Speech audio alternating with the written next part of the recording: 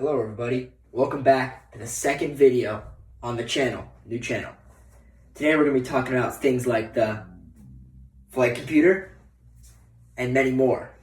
I'll be going into detail about the process I used to design the flight computer and other stuff about it, like its fun facts. Now, let's jump right in where all good things begin, the schematic. This is a very simple schematic, pretty much, because the way I design my board is a very simple. I'm planning on going more complex in the later seasons, later designs, but right now we're sticking with this. The way it works is you have the brains right here. It's an Arduino Nano. It's pretty simple. These are consumer things. They're pretty common to have, very cheap. Arduino Nano. And then over here, we have the sensor. This is what takes barometric altitude and sees how high or low the rocket is to a sort of accurate degree. Like it'll tell you you're sort of high up or sort of low down. It gives you like within like 10 meters. So accurate enough most of the time. Then all the way over here, we have the SD card unit. This is just an SD card. You know what a micro SD card is? It's a tiny little thing. You stick it into the rocket and it has, I think, 256 gigabytes of storage. It's overkill, and because it's so big, I had to go through a whole host of problems to fix it that I'll talk about later. But that's where all the flight data is stored on. And now that's pretty much the pathway. You go from sensor to Arduino I2C connection, which then processes it in the thing, and then sends it out SPI connection. See, it translates from I2C to SPI. I2C translate Arduino SPI connection to the SD card, which then writes it on and saves the data. And then, of course, you also have external ports and stuff like that modeled somewhere on here. They're little dots, and that's where it gets the power in, ground, and then the switch. The switch plugs into that. And then also, if you look up here, I have an A03400A, I think is what it's called. And I think I fried that component. Putting it on the board because it does not work at all. The good thing is it was mostly just kind of like a quality of life thing that I was planning on adding. What it would have done if it didn't fry being put on the board would have been the power. Instead of it being controlled only by the switch, it'd be controlled by the switch and the MOSFET. It's a MOSFET, by the way. Didn't say that, but it's a MOSFET, in case you didn't know. The MOSFET, when you flip the switch, the MOSFET would have immediately triggered, allowing power to flow not only through the switch, but through the MOSFET. So in case my rocket experienced a jolt that would cause the switch to back out, the MOSFET would be open to allow another channel for power to get to the flight computer. So the flight computer wouldn't turn off, even if you turn off the switch. Which is, I know, a pretty smart idea. I know. But, yeah, that's pretty much the schematics part of everything. It's a schematic, the little lines. It was just there to help me lay it out.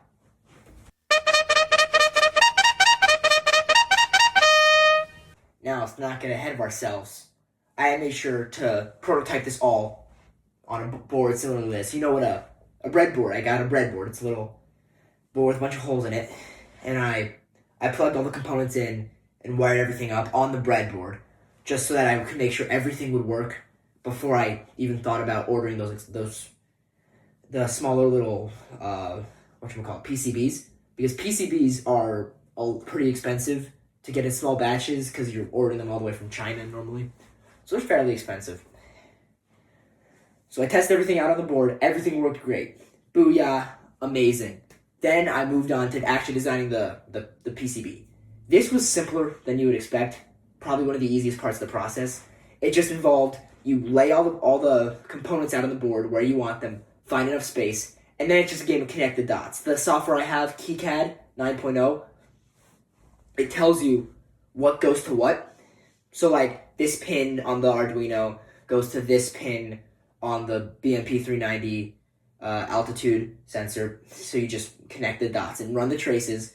This right here, it's it looks more complex than it is. It's really just the Arduino and then the other stuff. It's all running. It's all connected up.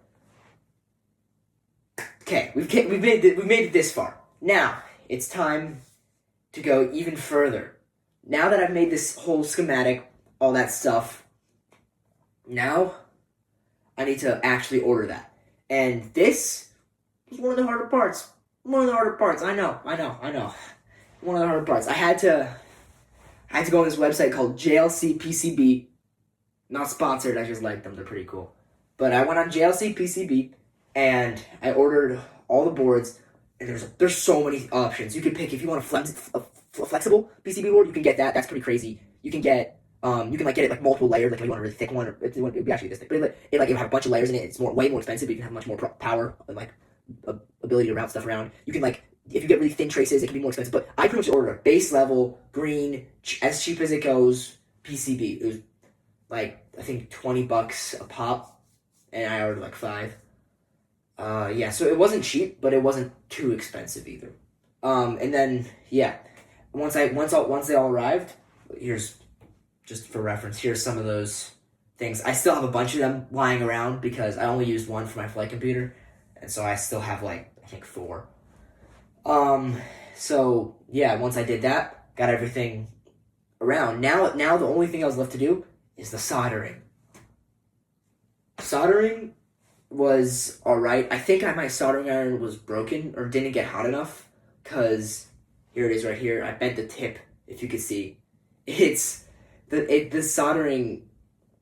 I would hold it on there for like a few seconds, hold on there for like 20 seconds, and it still wouldn't melt. And I just don't think it was getting hot enough, and so I eventually banged into the table because I got mad and it bent the tip. Actually, no, I think I was trying to get the tip out. I don't remember, but I banged on the table and it bent the tip down, and so I was hooking it around the pins, trying to heat it up. But I got a new soldering iron since then, so it should be fine. But yeah, that was very difficult. And also I had to trim some of the leads so that everything would fit together. But once everything was soldered on, it ended up being pretty compact. It's about this long, I think. Yeah, it's only about 70 millimeters long. It's not crazy long. It's not crazy wide. And then I did put mounting holes in all 4 corners. You probably saw that on the schematic. Put mounting holes on all 4 corners, but they didn't work. When I was soldering it, that's when I think I burnt out that MOSFET. I was soldering it, and it's a very small component. I don't know if picture right here. It's compared to my finger, it's so small. There was hard to get in the right position, even harder to just barely put the right amount of solder onto it, and that was very difficult. And I didn't solder it right because I don't think either one of the pads has a bad connection. Maybe I blew it out. I don't really know much about this type of stuff, so I might have used the wrong type of MOSFET, and it might have just blown out from the current. But yeah, and then it didn't. I think I probably just blew it out with the soldering iron because I was holding it on there for so long, and it's such a small component. I think I just broke it. But yeah, the PCB, it's all done now. It's done. I finished it. Beautiful, amazing PCB. I was really happy with it. I thought it was great. And then I designed, of course, you saw in my last video, the little housing, 3D printed housing of it. It's nothing to write home about. It's actually the wrong dimensions, so the board is in it slightly at an angle. But it's alright. It's good enough. So, yeah, that's this board. That's the Jaden 3, as I call it. Don't worry about Jaden 2. But yeah, that's the Jaden 3. Jaden 3 is good. It's a good board for what it's meant to do. It's meant to just test out, learn, do all that stuff. The data I get from it is going to be not very good, just because it's barometric, so it won't be great. But on my next computer, the Jaden 4, I do plan on having an altimeter accelerometer, an inertial measurement unit, if you will, to measure all that stuff, and that should be a million times more accurate because that can give me displacement super accurate. And I'm probably gonna have multiple ones for redundancy. But those are gonna be that's gonna be the real deal. And for the Jaden 4, I actually do plan on having everything be on one board. So instead of it being like an Arduino stuck inside of a board with a SD card unit stuck inside of a board and a BMP390 stuck inside of a board and all that stuff, it's just going to be one board with all the little components on it. I know, right? It's going to be hard. It's going to be very difficult, but I think I can manage. So, that's pretty much going to wrap it up. And I think with that, I'm going to go to my next segment.